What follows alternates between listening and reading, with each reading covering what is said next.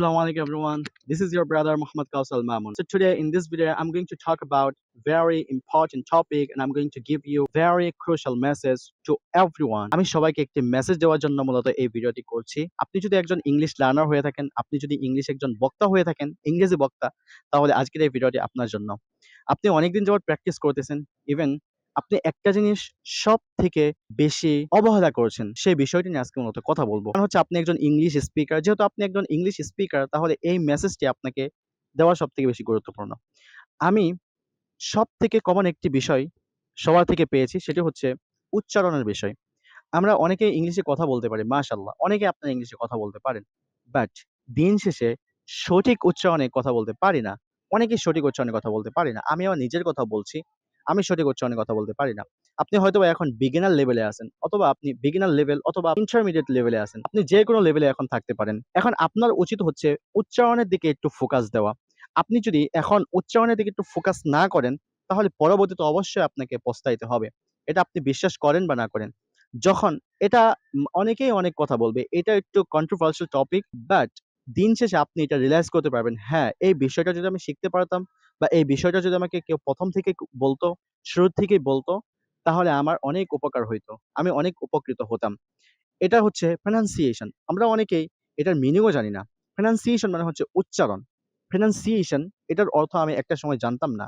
তো আমি যেটা জানতাম না বা আমি যেভাবে মূলত স্ট্রাগল করেছি যে বিষয়গুলো, সেই বিষয়গুলো তুলে ধরার চেষ্টা করব ইনশাআল্লাহ তাআলা আমার এই ভিডিওগুলোর মাধ্যমে। তো প্রনাউন্সিয়েশন মানে হচ্ছে উচ্চারণ। আপনি ইংলিশ শিখছেন, আপনাকে প্রনাউন্সিয়েশন সহকারে শিখতে হবে।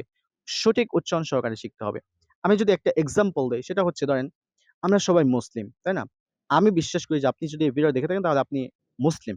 আপনি যদি নন মুসলিম হয়ে থাকেন তারপরে এক্সাম্পলটা আপনি বুঝতে পারবেন। আমরা অনেক সময় কোরআন তেলাওয়াত শিখতে চাই, বা যারা মাদ্রাসা স্টুডেন্ট আছে বা আমার কথাই বলেন, আমি যখন মাদ্রাসায় গিয়েছি তখন আমাকে কিন্তু সঠিক উচ্চারণটা শিখিয়েছে। সঠিক উচ্চারণটা কেন শিখিয়েছে? তারা তো জানতো যে আমি যদি এই ছাত্রটাকে বা এই স্টুডেন্টটাকে যদি সঠিক উচ্চারণটা শিখাই এখন, তাহলে তার জন্য কঠিন হতে পারে। বা সঠিক উচ্চারণটা তারা কেনই বা শিখিয়েছে? কারণ হচ্ছে যাতে করে আমার পরবর্তীতে যখন আমি কোরআনটা তেলাওয়াত করব, পরবর্তীতে যখন আমি কোরআন রিসাইট করব, তখন যাতে আমার কোনো সমস্যা না হয়। সঠিকভাবে সঠিক উচ্চারণে যাতে আমি তেলাওয়াত করতে পারি। হ্যাঁ, তবে এই কোরআন তেলাওয়াত বা ভাষা এটা একটু ২ টা একটু ভিন্ন বিষয়।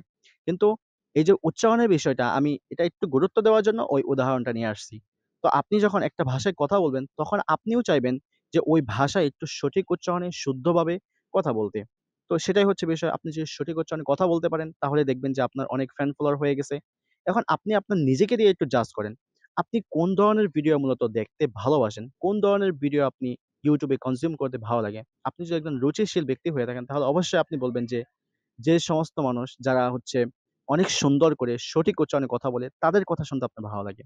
কিন্তু আপনি যদি রুচিশীল না হয়ে থাকেন, I am sorry to say, তাহলে আমি বলব যে আপনি ইন্ডিয়ান অ্যাকসেন্ট বা আদার্স যে অ্যাকসেন্ট গুলো আছে বা যে উচ্চারণগুলো আছে আপনি সেগুলো শোনেন। হ্যাঁ, কিছু আছে হচ্ছে একটা ইনফরমেশন দিচ্ছে, ওইটা জাস্ট আমি বুঝতে পারলাম, বুঝলেই হইল। কিন্তু আরেকটা হচ্ছে আপনি ফরমাল ফরমাল আপনি একটা সিচুয়েশন এ আছেন, ফরমাল স্থানে আছেন, অফিসে আছেন। সেখানে যদি আপনি একটু ইনফরমালি কথা বলেন, অথবা সেখানে যদি অ্যাকসেন্ট ছাড়া উচ্চারণ ছাড়া একটু কথা বলেন, তাহলে একটু অন্যরকম হয়ে যায় বিষয়টা। তারা আপনাকে একটু অন্যভাবে দেখবে। আর যদি আপনার উচ্চারণটা সঠিক হয়, উচ্চারণটা যদি ভালো হয়, তাহলে অবশ্যই আপনাকে সেই উচ্চারণের যে মার্কটা বা ভ্যালুটা সেটা অবশ্যই আপনাকে করবে। তো সেইজন্য আমি বলব, আপনাকে হাত জোড় করে বলছি, আমাকে এই অনুরোধটি কেউ কখনো করেনি। আমি বলছি যে আপনি অবশ্যই আপনার ইংলিশ শিখছেন তো উচ্চারণ অবশ্যই শিখবেন। উচ্চারণ ছাড়া ইংলিশ শিখে কোনো লাভ নেই। এই সমস্ত ইংলিশ অনেকেই বলতে পারে। আপনাকে একটু ডিফারেন্ট ওয়েতে প্রেজেন্ট করেন। নিজেকে একটু ডিফারেন্ট ওয়েতে এক্সপোজ করেন। আপনি ইংলিশে কথা বলতে পারছেন বিধায় যে হাই, হ্যালো বলা এটা অনেকেই পারে এখন। সবাই পারে বলতে পারেন। কিন্তু আপনি একটু নিজেকে ডিফারেন্ট ওয়েতে এক্সপোজ করবেন, ডিফারেন্ট ওয়েতে আপনি প্রেজেন্ট করবেন। ইনশাআল্লাহ তাআলা সবাই আপনাকে ভালোবাসবে এবং সবাই আপনার কথার গুরুত্ব দিবে এবং সবাই আপনাকে ফলো করবে। ইনশাআল্লাহ তাআলা, if you can speak better or if you can speak with the accent with correct pronunciation, pronunciation is must needed.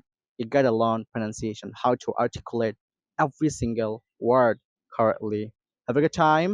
That's it for today. Have a good time. And if you want to learn how to speak like American, and if you want to learn the pronunciation and accent and everything, I'm going to teach you how to speak like American, how to speak, how to pronounce the word correctly, and so on. Have a good time. Assalamu alaikum.